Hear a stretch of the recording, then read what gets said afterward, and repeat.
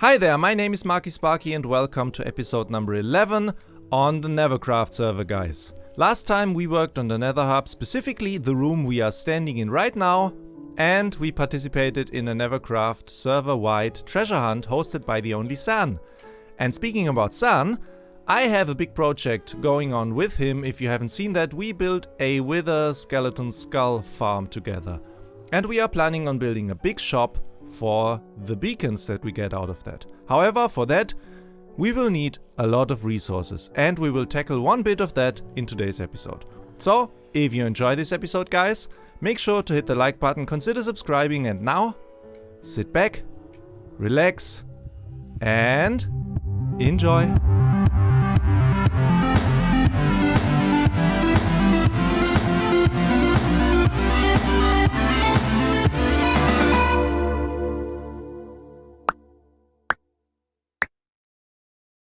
Okay guys, for this project we want to use a very modern tower-like design with a lot of glass involved, and also we will therefore need a lot of dye.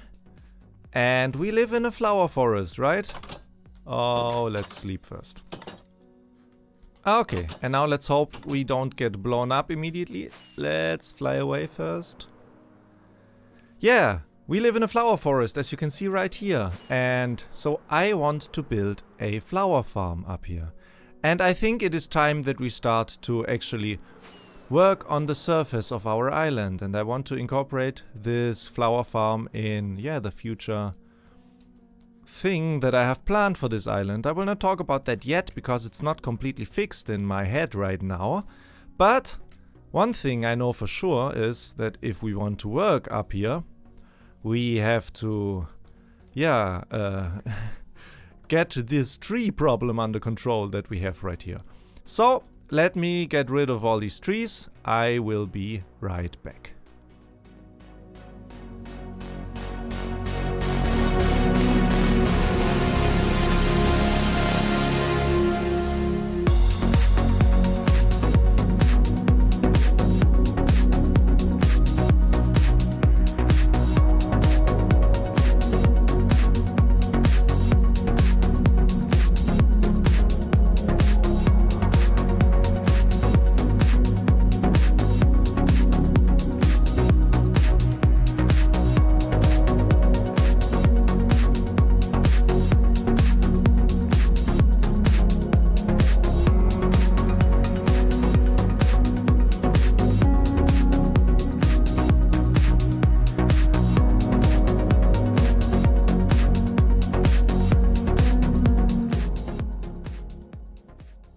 What a beautiful sunset here on our lucky island, guys. And we are standing on the last remaining tree here on the island. And I actually want to keep this specific jungle tree for now, because for once it's a nice platform to look over the whole island. And also I want to keep it as kind of a scale for the buildings that I want to create here, because this is one of the larger jungle trees, and I have a specific idea with one of these trees later in this season. But for now, I have cleared the whole island. Here you can see it in all its beauty. Oh, I forgot to put lights over there. Oh, yeah.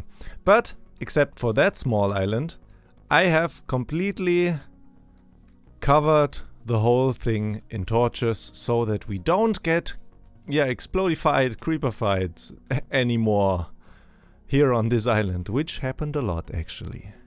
Well, and now this island is lit as for the flower farm. I've picked this location right here, and this is actually not a flower forest biome thing here anymore. Here we have plains, because in flower forests the flowers spawn in a certain pattern, and you can find one sort of flower in one specific location. Like here we have all of these alliums here, and over there we have all the tulips with all the different colors. And I actually did not find any spot in this flower forest biome that has the cornflower that produces the blue dye, except for over there on this mountain.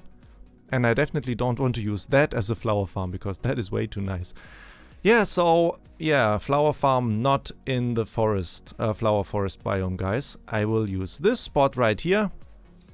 And yeah, this is the plains biome. And in the plains biome, you can get every single flower, right?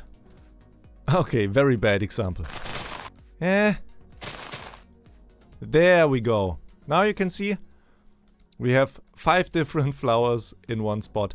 And yeah, so I want to use this spot as the flower farm, and I want to have that. I mean, guys, I have never built such a thing, and I want to completely think of a design myself, think of all the redstone myself. I will not look up anything, but I mean, I know that you use the dispenser from below the platform, the dirt platform, that you want to spawn all the flowers, and then you shift the floor around so that all the flowers and the seeds get popped off, and then you collect everything with water.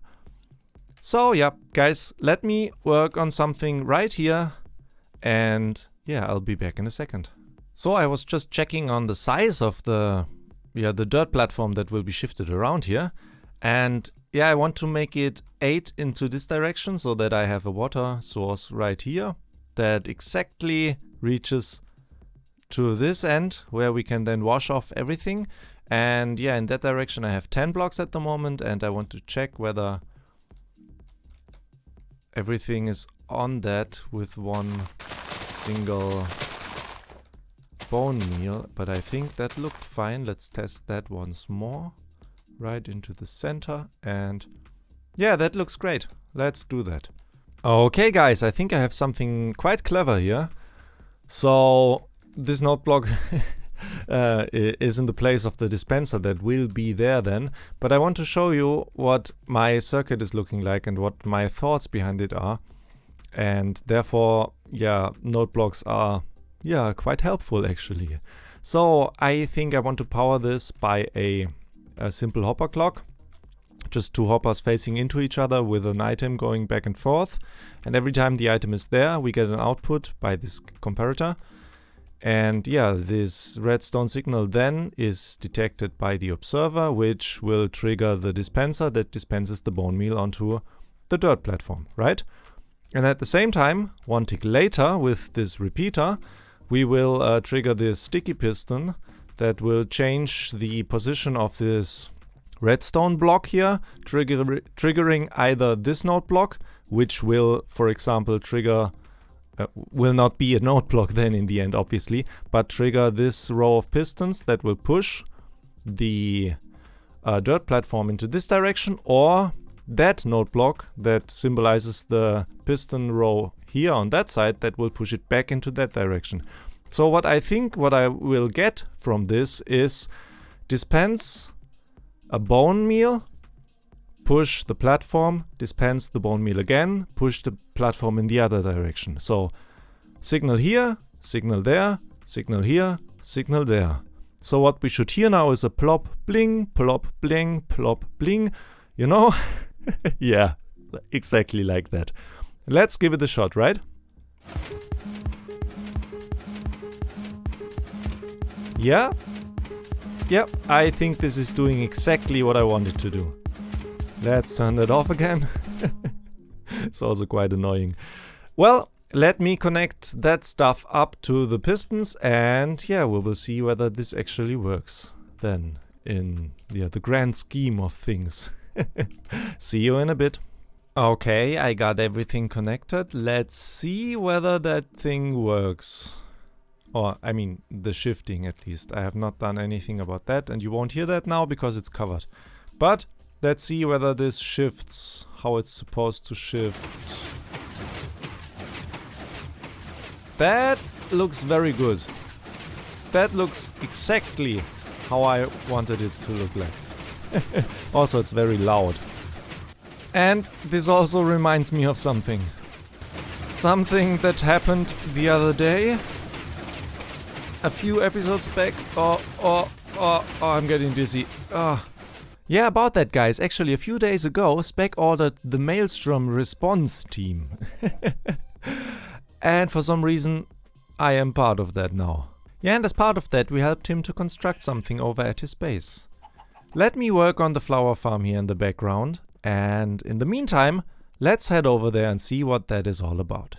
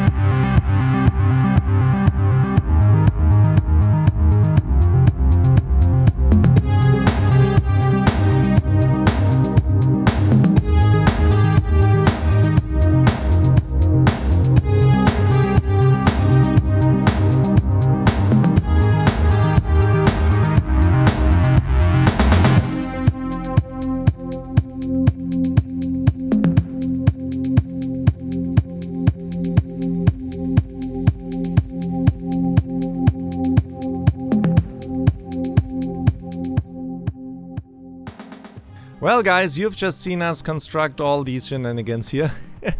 And it looks like in the meantime somebody has actually pranked Spec Space here, which is quite funny. However, ignore these 3 flying whatever things they are. So this is what we did. Some kind of truck. A little hangar that is just carrying all of the nether stuff that can be found around here.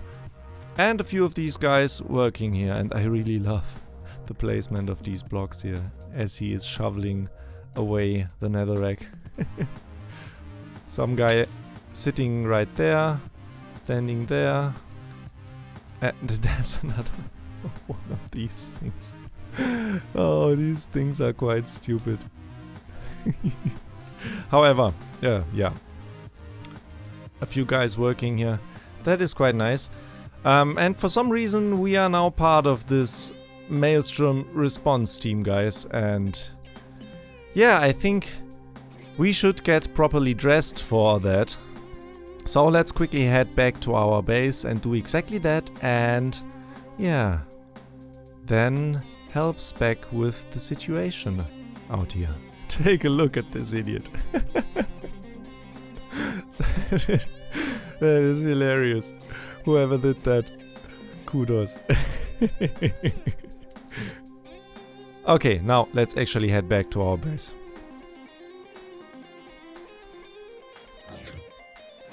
Ah, stupid door always smacks me in the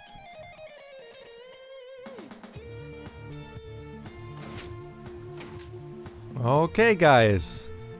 I think now we are properly dressed, and this hazmat robe should definitely provide us with enough protection from the toxic fumes and all the toxicity in the Maelstrom area.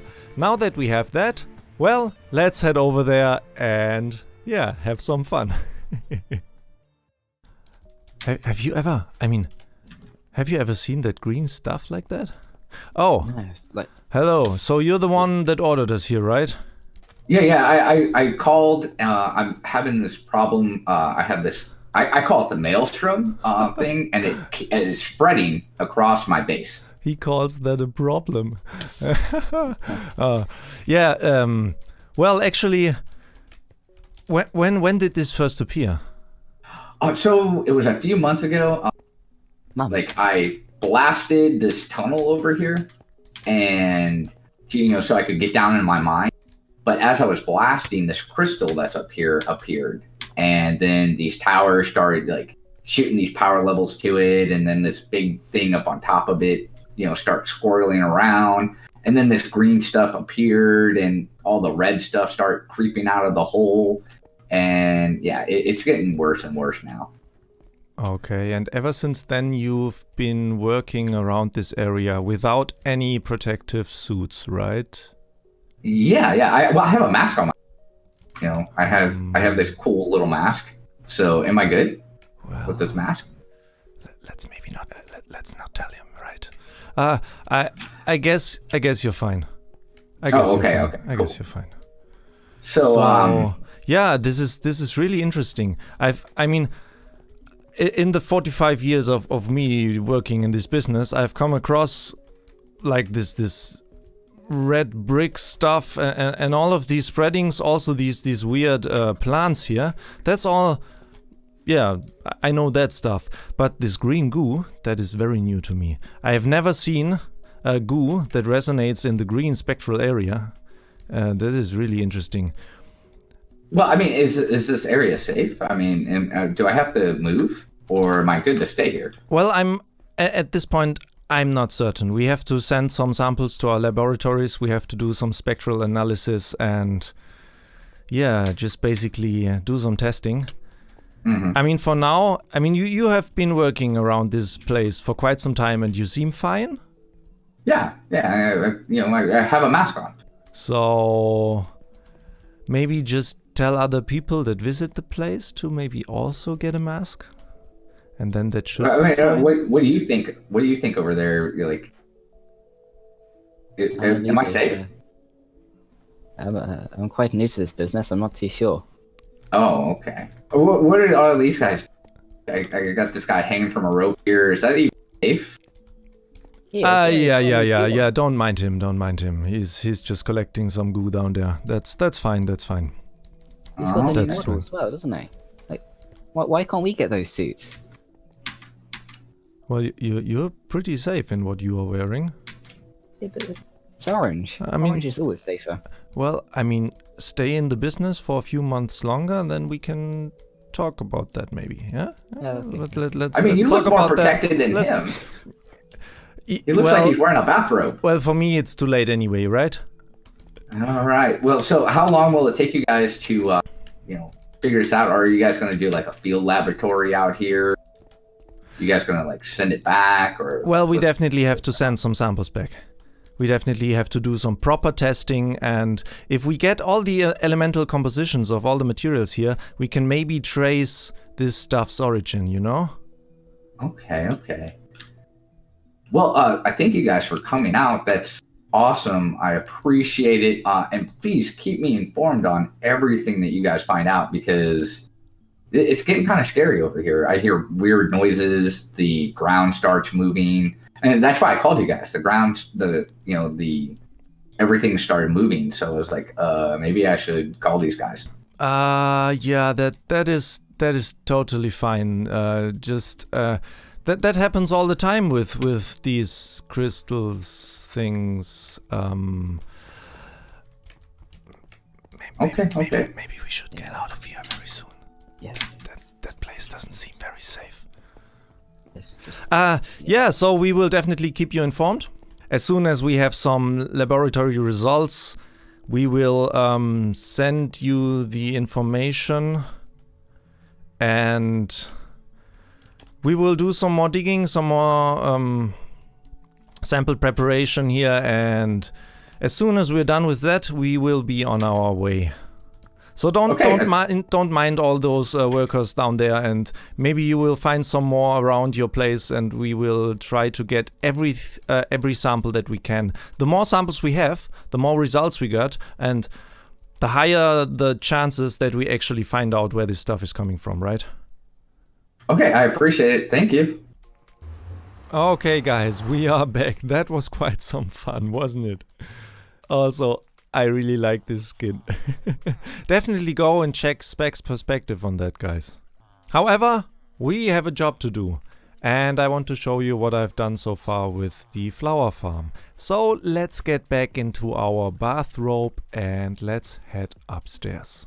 So guys, in the meantime I was busy and completed the basic redstone circuit and the basic functionality of the farm, and it is done and it works great, and I'm quite proud of what I have achieved here, guys. And I've tested this and it is extremely fast and extremely efficient, and at the moment I collect everything down here in a chest, and there's one hopper, and this one hopper cannot keep up at all with the output of that thing. And this is only one floor, guys. This is only one floor. Yeah, and that is what I got from the first testing. So we have, dandelions here for the yellow dye. Azure Blued. Blued? Blued? Yeah. I don't exactly know. I think they make light gray dye. Oxydaisies also make light gray dye. Cornflower blue, this is what I actually want out of this. Poppies for the red dye. And a whole bunch of wheat seeds. And we will definitely use those in combination with composters to generate bone meal back and feed that back into the dispenser in the farm. And yeah, I want to show you how fast that thing is. Let me quickly get that stuff out of there and then we make maybe like a 1 minute test and see what we get. Okay guys, now let's hit this lever which turns on the farm and you will notice that this thing is completely AFK-able. It does everything on its own. It does the whole generation of flowers, the shifting, and then also up there we have water sources. So waterlogged trapdoors that will open up and everything gets flushed in there. And this is all based on a very clever clock design that I will show you in a minute. So let's hit this lever and stop the time. Exactly 1 minute, guys.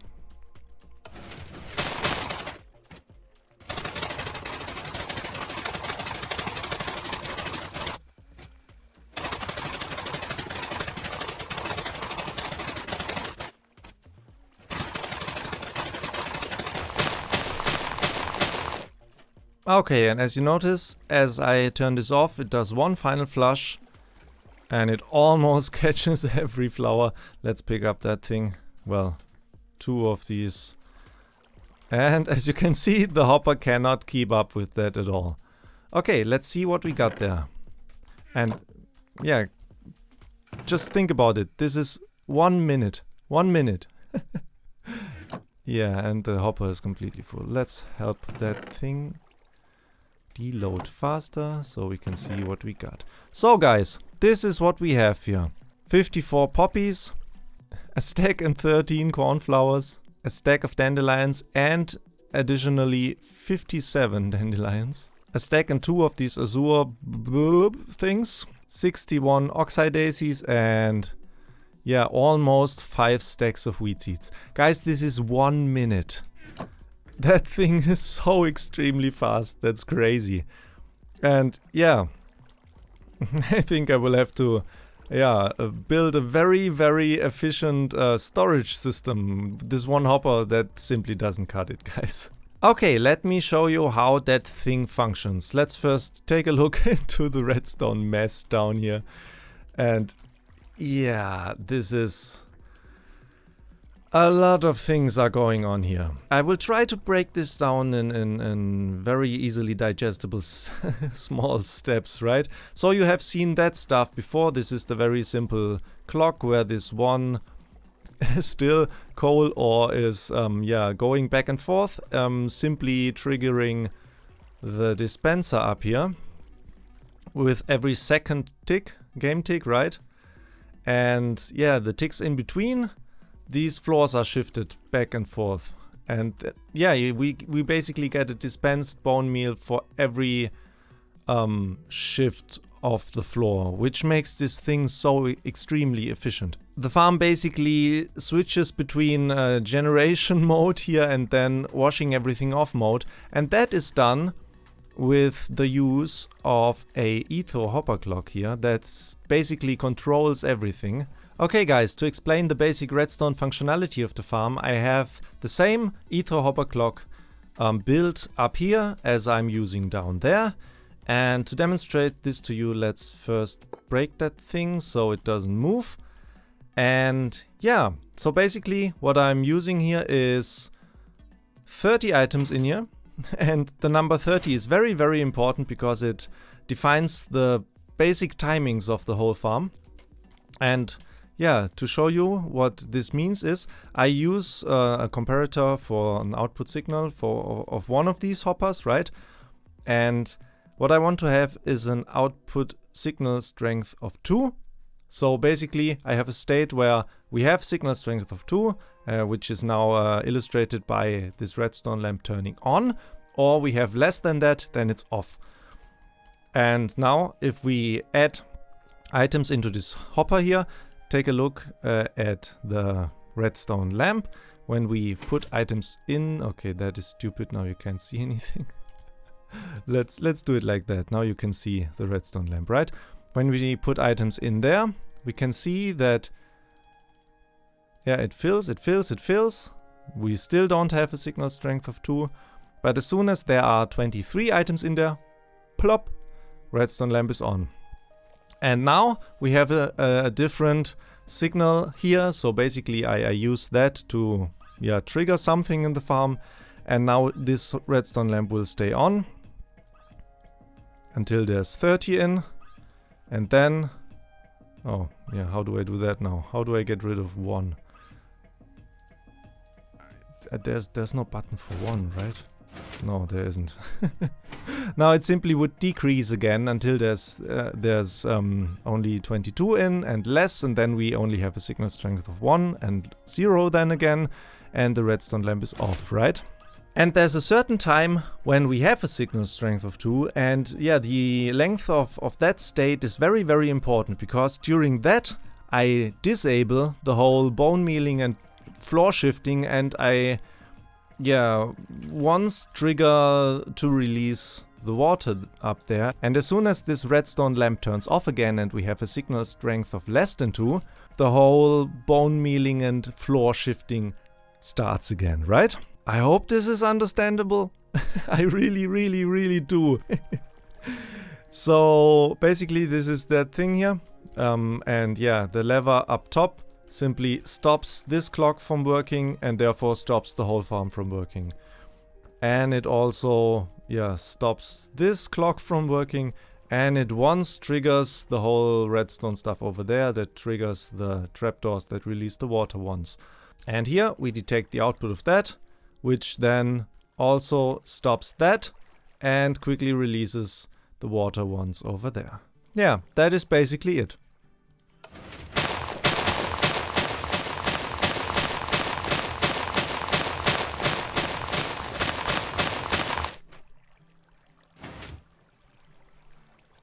Well, now the only thing that is left to do is build a huge storage system for that whole thing, and what I want to have, I think, is a huge bone mealification station on that side with, I don't know, maybe 5 composters or something like that, that feed directly back into this dispenser, then with water pipes across the top here, and yeah, item filters and a storage system on that side for all the different flowers that we get.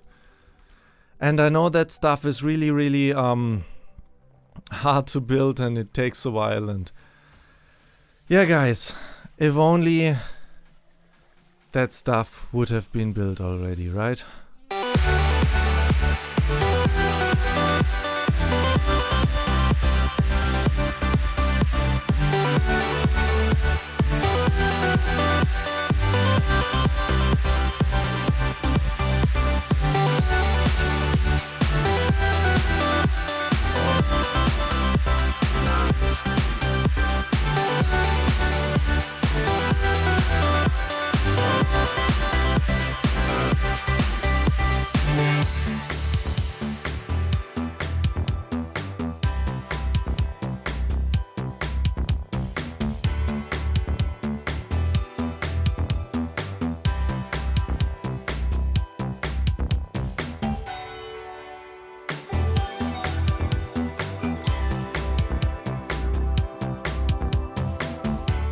This is going to be it for this episode, guys. If you have enjoyed this episode, hit the like button. If you're new to the channel, subscribe. And as always, thank you very much for watching. See you in the next one. Bye bye.